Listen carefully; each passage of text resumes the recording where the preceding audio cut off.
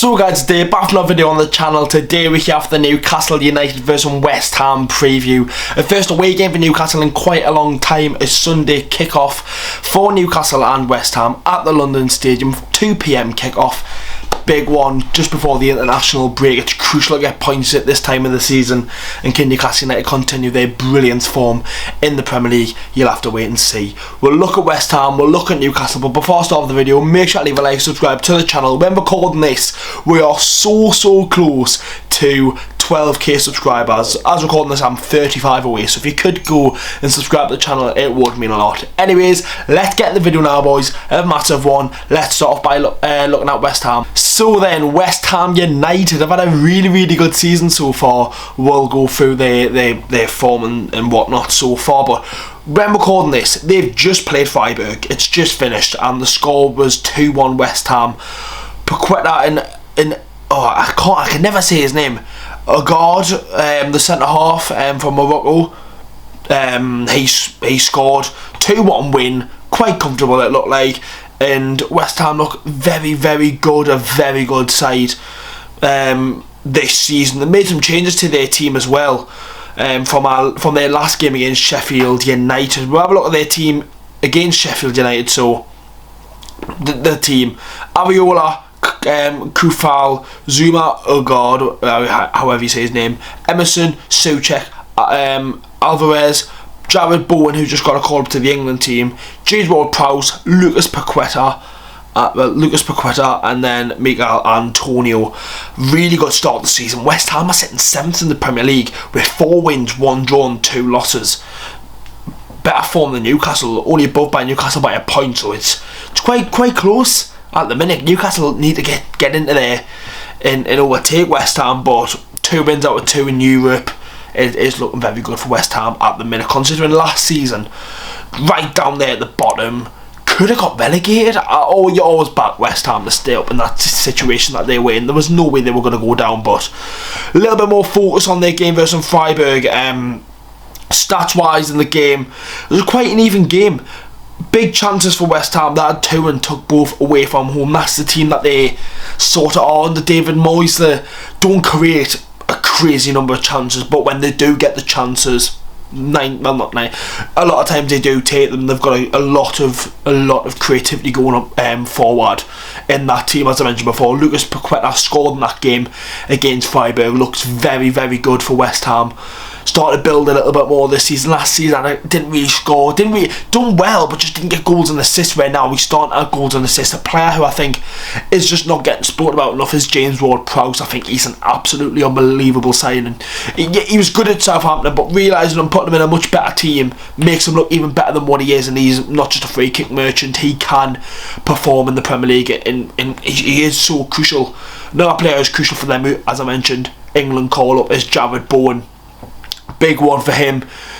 He'll be delighted to be back in the England team, and you know what, rightly deserved. He's been nominated for Player of the Month twice now in the Premier League, and he's done really well, so fair play to the kid, you know what I mean. Where I think about West Ham, I think about last season. Obviously we beat them 5-1 at their place, and that's what sticks to me. At the London Stadium, we've had a decent run of form at the London Stadium. Honestly, I comment that the last time, I don't think we've lost at the London Stadium. Correct me if I'm wrong. I don't think we have. I generally don't think we've lost. I'm going to have to double check it, but 17-18 we beat them 3-2 with a Henry Servett free kick. 18-19 we got beat actually, where Declan Rice scored a Mark Noble. It was a 2-0 loss. 19-20 we beat them 3-0. 20-21 we beat them 2-0. 21-22 it was a 1-1 draw. Then last season we beat them 5-1. Incredible stuff. They look good this season so far, West Ham. I think David Moyes isn't really getting enough credit. Obviously, I think people forget as well, I forgot about it. They won the Conference League last year, which I was buzzing about. It's always nice to see an English team do well in Europe, and West Ham's certainly done that by winning the competition, so fair play to them. They've done really well. And it will be a tough game. It really will be. That they are a very high-driven team. Love to get stuck in, and since losing Declan Rice, are they playing better? It's a bit like Spurs losing Harry Kane. They perform better. Like Alvarez looked a bomb at the minute. The CDM who signed from Ajax, very good player. West Ham looking good so far this season. Let's speak about this, mags then. So then, I'm recording this the day after Newcastle United have just beaten Paris Saint-Germain 4-1. You heard me correct, 4-1. Absolutely remarkable. Absolutely sensational.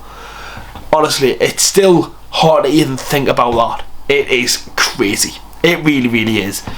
Very, very good performance. Every single player fought for that badge and shirt. And if we can beat PSG at home, we've got to stand a chance of being West Ham United away. But no, Newcastle, we probably won't. It's the most Newcastle thing to happen this season. But looking at Newcastle United, international break is coming up, which I think is the right time for Newcastle. Injuries have hit the squad massively. Joe Linton out, Botman out, Willock nearly coming back, Wilson obviously came out. We've got a lot of players who are out for that PSG game, still perform massively, but getting the lads rested is massive, and I think this is the best time for the international break. Give the lads a rest, and then when we come back from the international break, we've got a tough run of games yet again. Crystal Palace at home, and then straight back into the Champions League against Borussia Dortmund. So back with a bang, you can say, gotta win against West Ham to build that confidence throughout the international break. But as I mentioned before, with Newcastle United, it is a bit of a disappointment. Anthony Gordon will not be able to play the game, which is a shame. He is suspended for one game due to having 5 yellow cards so far this season. You got one against Burnley for kicking the ball away, which was daft. So we'll have to see a change up to the end of the pitch. You have to wait and see for that. I generally did forget about that, but he's done well so far. Anthony Gordon played really well, so it will be a shame losing him. But at the minute, in the midfield, we are looking very good. Longstaff doing really good. Bruno back to his best. Elliot Anderson's looking really good so far this season. Defensively, conceded 1 goal against PSG and kept 5 clean sheets in 5 games. It's looking really good for Newcastle at the minute. It was a special night on Wednesday night, but we've got a big one against West Ham. Yes, everyone will be out on the piss and whatnot, still celebrating the PSG game, but we've got a big test against West Ham. People can't forget that. Premier League action comes thick and fast when you've got these Champions League games and you don't realise it.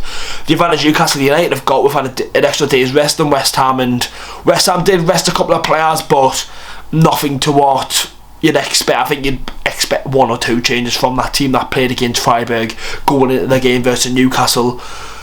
It's a tough one to call. It is. Yeah, I think I say that every week, but Newcastle United hopefully can pick up 3 points going in this international break. If I've got to give a prediction, we've only lost 1 to the London Stadium, beat them 5-1 last season, just beat PSG. Newcastle United are going to win this game 2-1. Comfortable but nervous at the same time. I don't know how that works into a sentence, but that is the end of the preview, boys. Make sure to leave a like, boys, subscribe to the channel if you haven't already. It would be nice if you could do so. See us all for the predicted team tomorrow and the game on Sunday. I will try and do some videos next week for obviously being the international break, and you could see some FIFA FC content and whatnot, but just a heads up, there'll be no videos on the weekend because I'm going away for that weekend, just so everybody knows for the channel. See you the next one, boys. Have a good one.